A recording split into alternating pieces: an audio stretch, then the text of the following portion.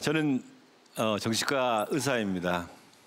사람의 마음을 챙기고 사회에서 일어나는 일들을 세심하게 관찰하는 것이 저의 일의 하나이기도 합니다. 저는 요즘 인문대학에서 의료인문학을 가르치기도 합니다. 의학과 인문학의 조합은 다소 의아하게 생각하신 분들도 계시겠지만 의료인문학은 철학이나 윤리학 또 예술의 관점에서 우리가 겪는 질병이나 죽음과 같은 의학적인 문제들을 새롭게 들여다보는 학문입니다. 제가 의료인문학을 연구하는 가장 큰 이유는 정신과 의사로 지내온 지난 30년 동안 사회와 개인의 정신건강이라는 관계는 절대로 분리할 수 없는, 뗄 수 없는 관계라는 것을 확신하게 되었기 때문입니다. 지금 한국 사회는 터지기 직전에 압력솥과 같은 것으로 묘사되고 있습니다.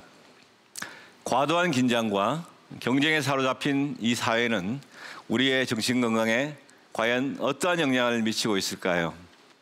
우울과 불안, 그리고 각종 정신질환으로부터 모두를 구해낼 방법은 없을까요?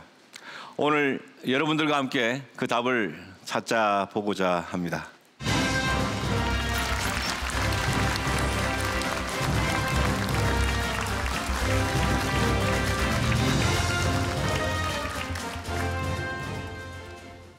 (40분에 1명) 하루에 36명, 우리나라에서 스스로 목숨을 끊는 사람들의 끔찍한 숫자입니다.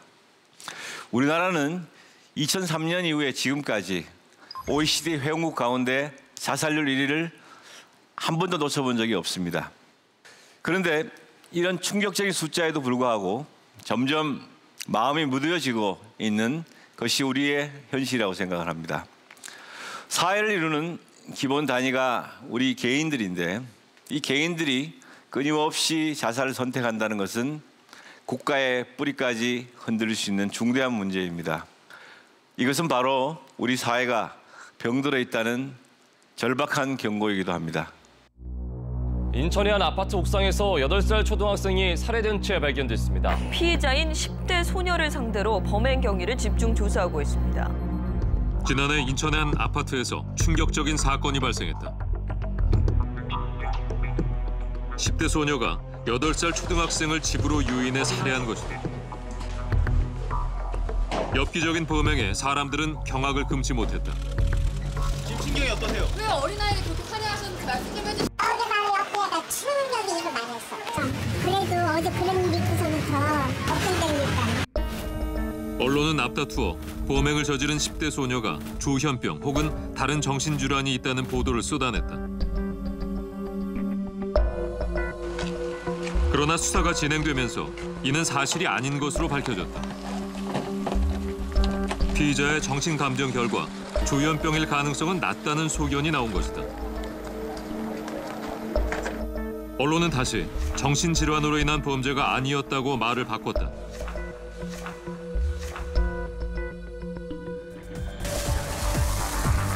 특별한 동기 없이 불특정 다수를 상대로 벌어지는 묻지마 범죄.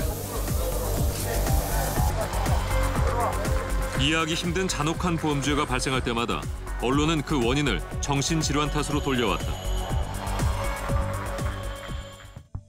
그러나 폭력 사건의 경우 정신질환을 경험한 사람이 저지른 범죄는 그렇지 않은 사람의 0.7%, 살인의 경우 7.3%에 불과하다.